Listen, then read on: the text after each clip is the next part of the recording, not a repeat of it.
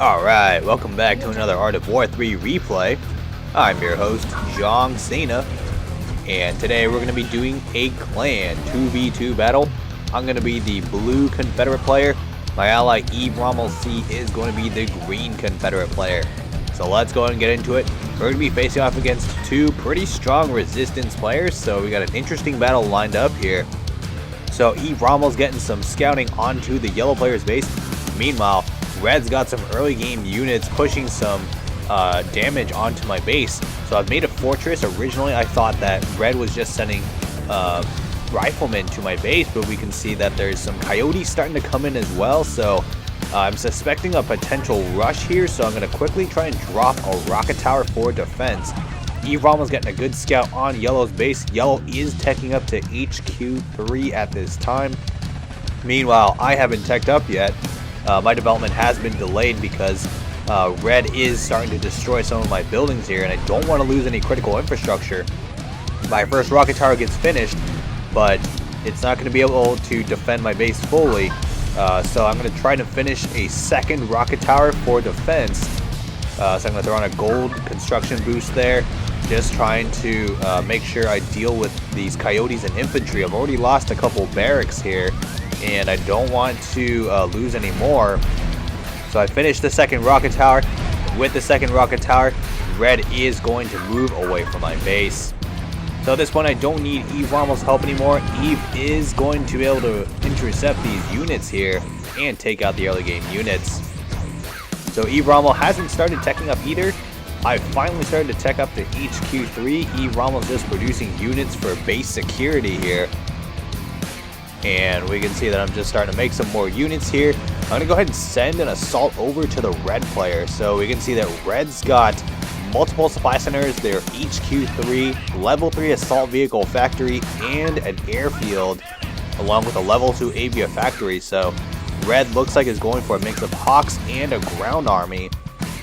So I just flagged that airfield for EveRommel, so EveRommel knows to look out for that airfield. I'm going to destroy a barracks in the back of my base just to give myself some room to expand. I get scouted by the Hawk there, but I know I'm going to be safe for a little bit on the ground with the two rocket towers, so I'm going to use time to build. We see a Wasp coming in from the yellow player, so we know there's some heroes on the battlefield in play here. So I finally got full infrastructure out. I've got two special vehicle factories for double Typhoon production. We see some infantry and a coyote trying to secure a resource container there for yellow. I'm just continuing to produce my ground army. Meanwhile, EveRommel is going to move in and deny the yellow player of these resources. Red comes in with the Hawks, is going to dish out some damage against EveRommel's army. EveRommel does not have any anti-air yet to support his fortresses and heavy assault, and we can see those ground units are taking some good damage. So EveRommel is going to need to retreat, and he's doing so. In the meantime, I've got triple assault vehicle factory and barracks going for fire assault production. Here comes a big assault from the yellow player. Yellow's got a ton of armadillos and a mole in play here. So let's see what they're facing off against. We got some Zeus tanks, heavy assaults, and cyclones, along with a fortress on EveRommel's side. EveRommel's doing a good job. Meanwhile, I was trying to capture that resource container.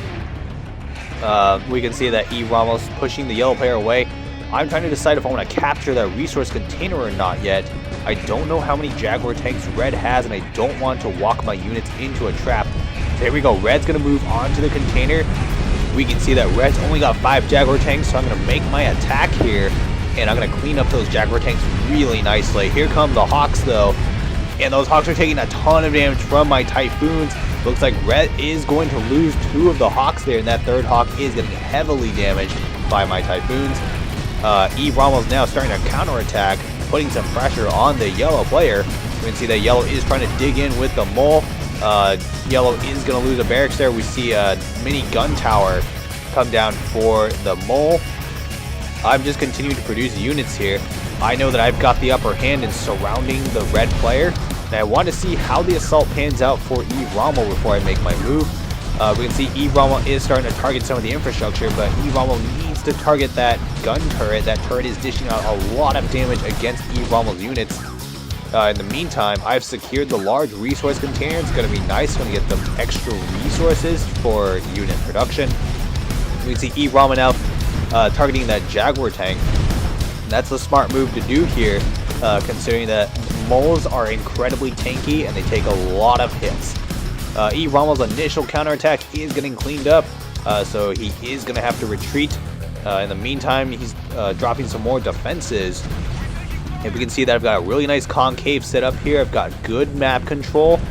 And I think I'm actually going to move in at this point. I'm feeling pretty confident about my army. I'm at pretty much full command points for HQ3. So let's go ahead and move in with our ground army. We've got fire assaults, hammer tanks, and typhoons in the back for anti-air support.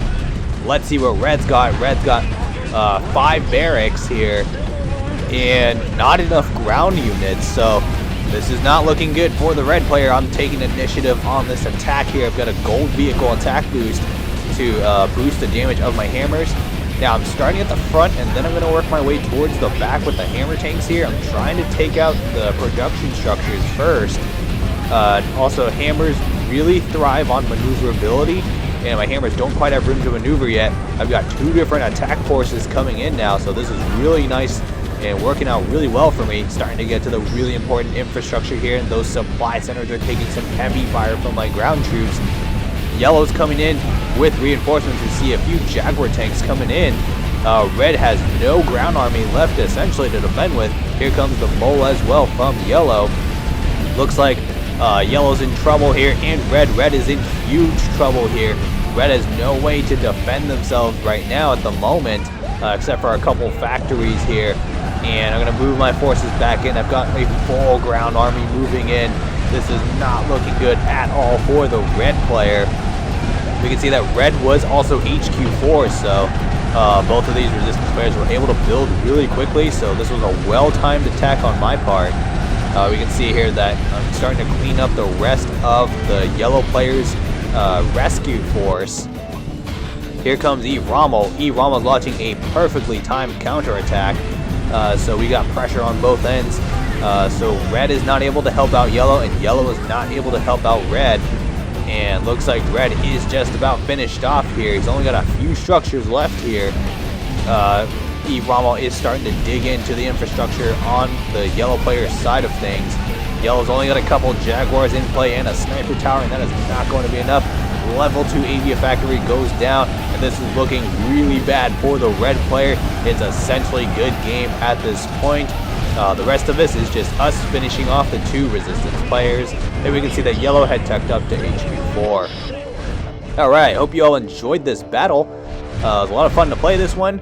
Good luck in your battles. We will see you in the next battle.